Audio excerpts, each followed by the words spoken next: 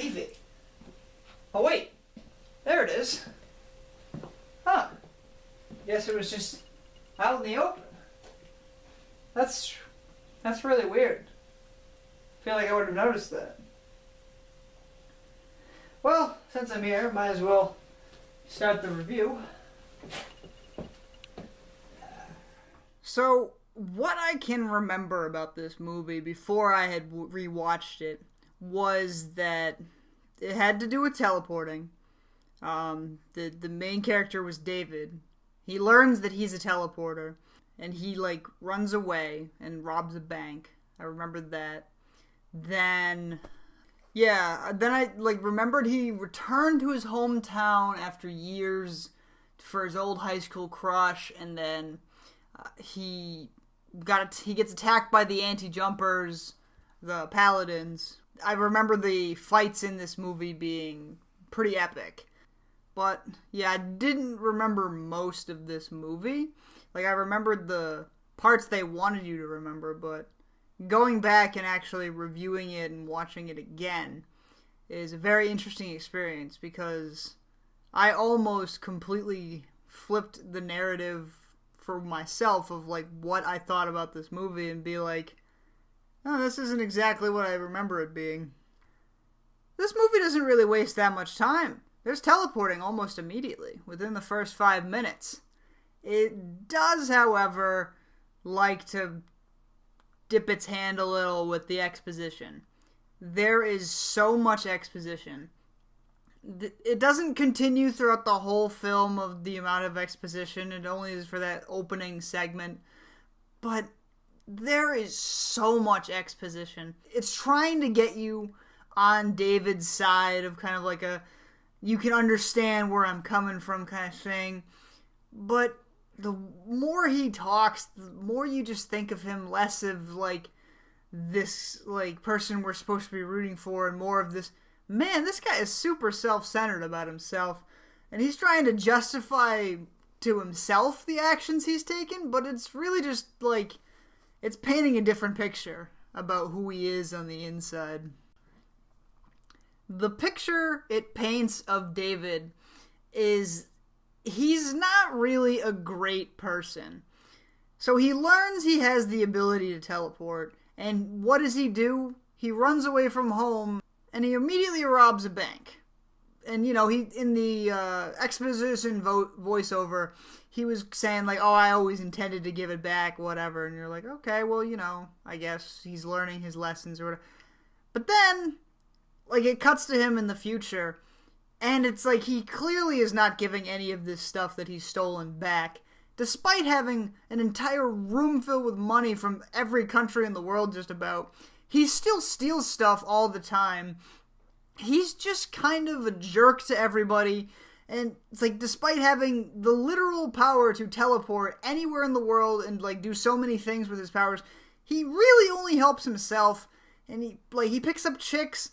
He teleports around his house.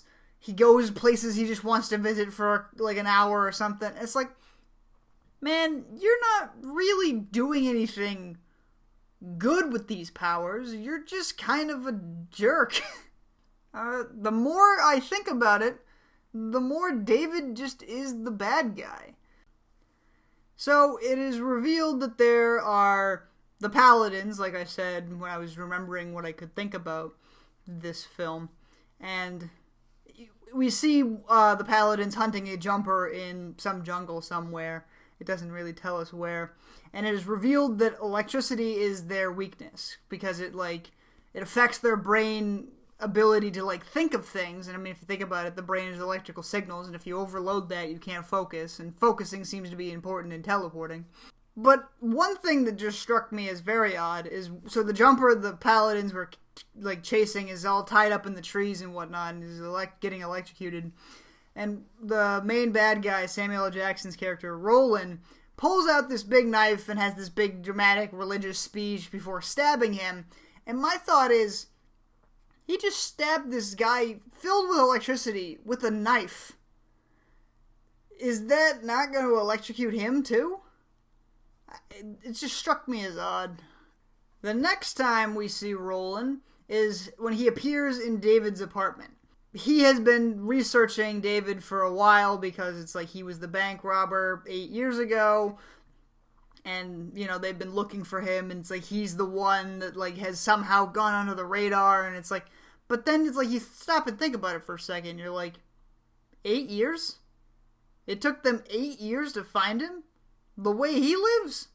He's incredibly reckless. He's like teleporting out in the open and he's like got no regard for anyone anywhere. And it's like he's clearly stealing so many things. There's so much evidence against this guy in his own apartment. And they're like, how have you, it took you 8 years to find, even if someone was helping him hide, how did it take them so long to find where he was? He's not, like, he didn't even know he was supposed to be hiding from anyone. So after David is attacked by the Paladins in his apartment, he escapes back to his hometown. And while he's there, he runs into his dad and, you know, he starts thinking about his old life and decides that maybe he wants to see his old high school crush.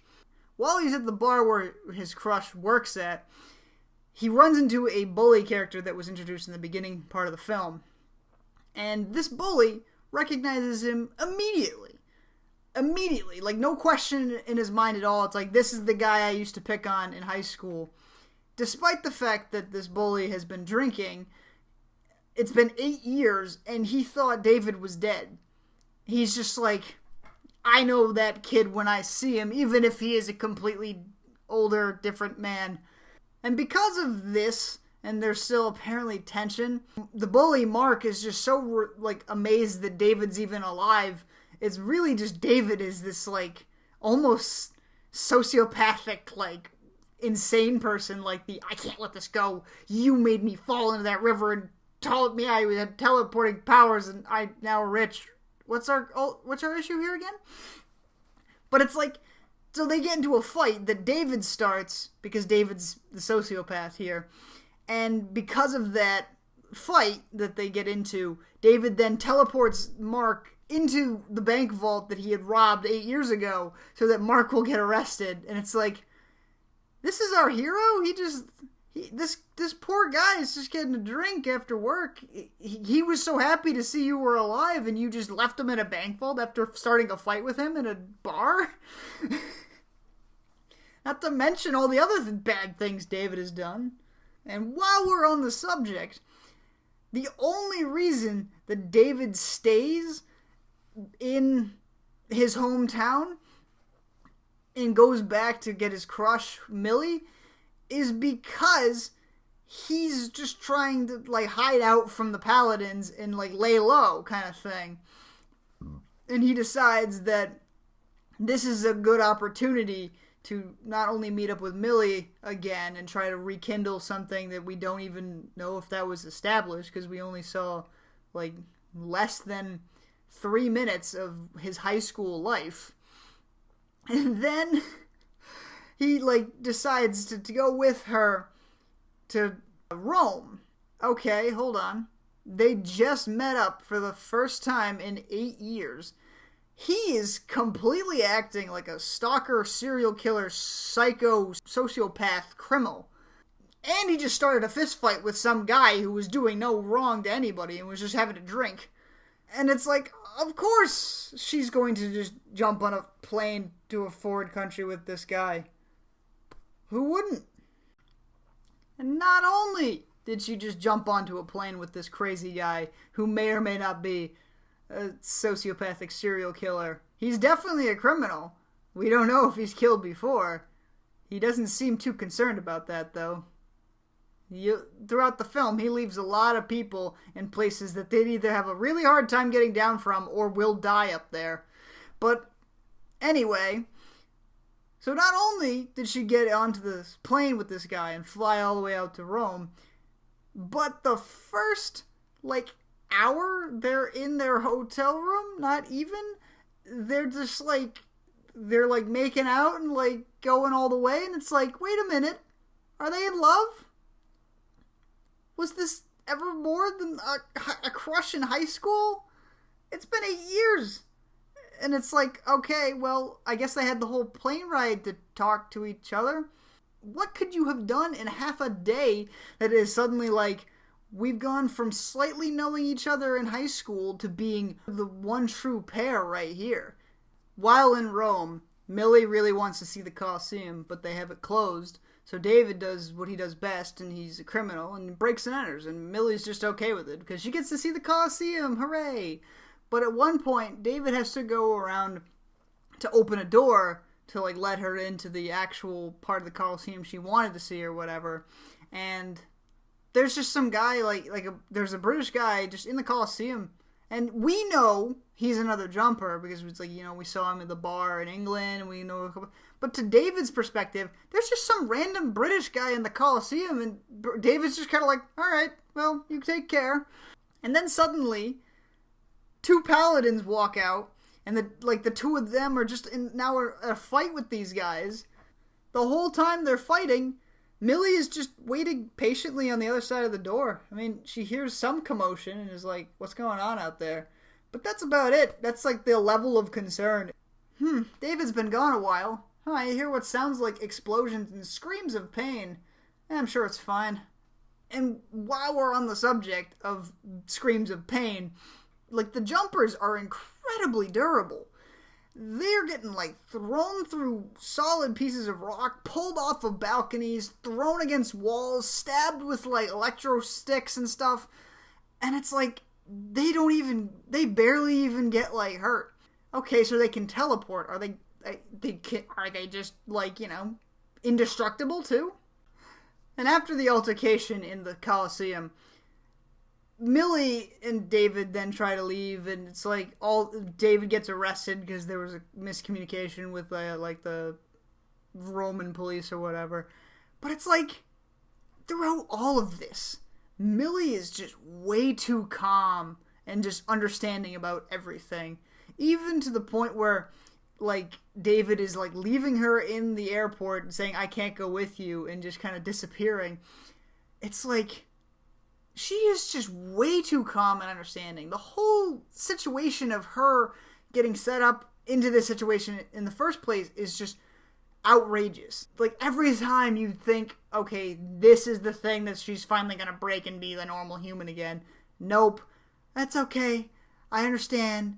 You don't have to tell me anything.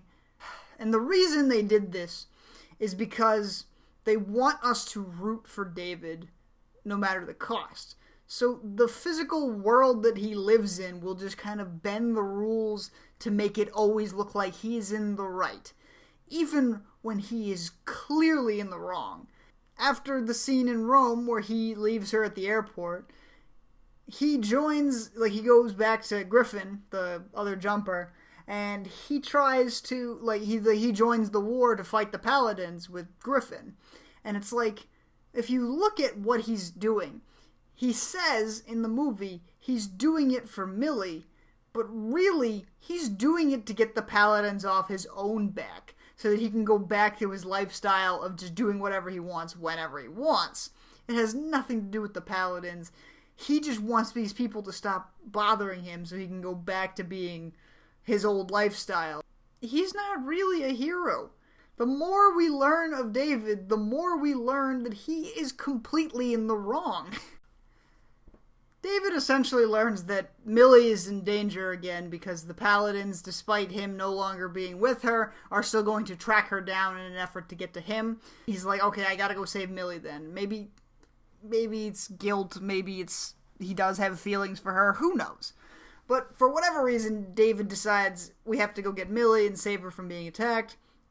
And so he shows up in her apartment, and she just got in from her flight from Rome, and he's just in her apartment, and despite him not getting on a plane with her at the same time and beating her back, she just doesn't even question it. She's just more concerned of, oh, you broke into my apartment? And it's how did he get from Rome to Detroit? And she didn't know he could teleport at the time, so it's what did you think happened? That he just jumped on another plane that somehow got there faster than your plane? And then, when the Paladins do show up, without warning, David tries to show her his power. And of course, now suddenly she's trying to freak out. she still doesn't know that she's in any danger because David hasn't told her that she's in danger. He just keeps saying, you have to come with me, you have to come with me. And she's like, no, get out of my house, you weirdo. So then he just like, all right, well, I can't get her to come with me, so I'm just going to kidnap her. And it's like, of course that's what he would do. He's a criminal. That's the logical conclusion for him, is instead of telling this person why they need to come with me, it's just, you know what, I have the power, I'm just going to take you with me. It is important to point out that while my initial memory of these fight scenes was really large in scale and epic, and upon further review and watching it again, they're not even that very epic. It's like the idea of teleporting, and it's like they have a couple of cool scenes in there, but most of the fighting is just kind of underwhelming of what they could have done with it. And it just ends up being very repetitive. The other strange thing is, and something of note, is that despite having no combat experience, or even thinking he needs combat experience because he didn't know anyone was chasing him until a week ago, David is extremely good at fighting these trained jumper killers. These guys have been trained for a long time. Griffin mentions that it was back in the medieval times, and yet this guy who has no combat experience can just suddenly I'm the best jumper ever, I can beat the paladins. So David and Griffin eventually get into, like I mentioned earlier, they get into this fight over a bomb and a detonator because Griffin's plan for after to get Roland is, I'm just going to blow everyone up. Sounds good to me. I don't have to worry about it. David is now, again, suddenly no, I got to save Millie. And it's like, dude, you don't even care. But no, yeah, we got to have the epic jumper against jumper fight. And, it's all right. It's a little, again, underwhelming because it's just a lot of repetitive scenes. And you don't really get a scale for how powerful these characters are because we don't know if they have actual superhuman abilities and the teleporting, or if it's just the teleporting and it'd just be basically two guys in a fist fight, but they can now teleport anywhere. It's just one of those weird things where it's it's an oddly underwhelming fight. And it ends with Griffin getting stuck in an actual pylon. An electrical pylon in the, some war-torn country.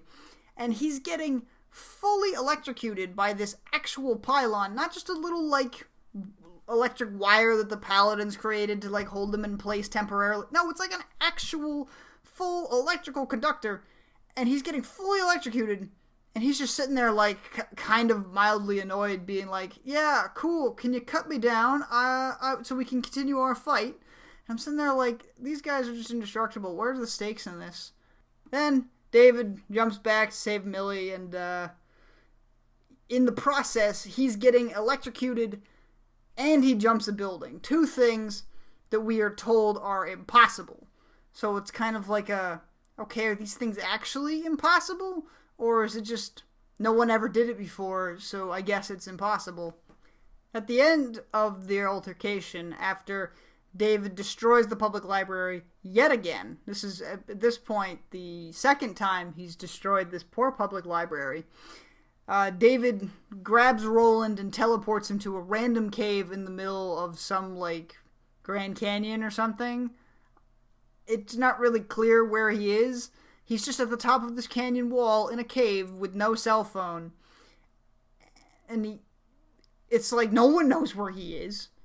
And he's got a broken leg and no climbing equipment, so it's not he can get out of there. So as I mentioned earlier, David just leaves people for dead. He's not really a hero. He's just kind of a monster.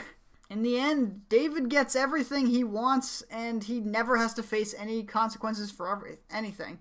He gets the girl that we still don't know why. She's just unconditionally in love with this random guy.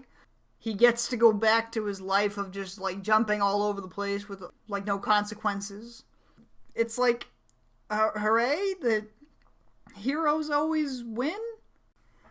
So, in the end, I have completely switched my view on what I think of this movie. When I was a kid and watched it, and when I was thinking back on it, I remembered it as this, like, you know, cool, like, movie about a kid who learns he has the ability to teleport and him just trying to live the life he wants to live against, like, you know, the evil corporation in the shadows that's trying to take him down. But now as an adult and, like, watching it again, this is less the story of a hero's journey and more just the chronicles of a sociopathic criminal who just happens to be able to teleport. I feel like this would have been a much better movie if the main character was Roland and it was his story of like almost like a cop movie trying to hunt down this like criminal that he's been looking for 8 years, and it's like you know, we can have the same kind of setup where it's all from Roland's perspective. That would have made a cool movie. But instead we just get this guy who gets away with everything and we're not quite sure why. Well, thank you so much for watching the review. If you liked it, leave a like to let me know. Don't forget to subscribe if you really enjoyed it. And I'll see you in the next one. I'll be reviewing the new Power Rangers movie that came out in 2017. I haven't watched it since it was in theaters, and I really enjoyed it when it was in the theaters, and I'd really love to take a look at it again. Man, it's still kind of bugging me that my phone was just sitting right here. I feel like I would have noticed that. I wonder how it got there. Oh well, no use worrying about it. Take care.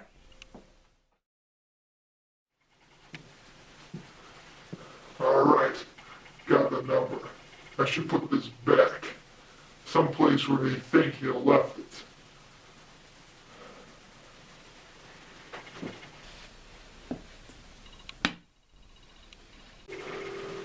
There. That ought to do it.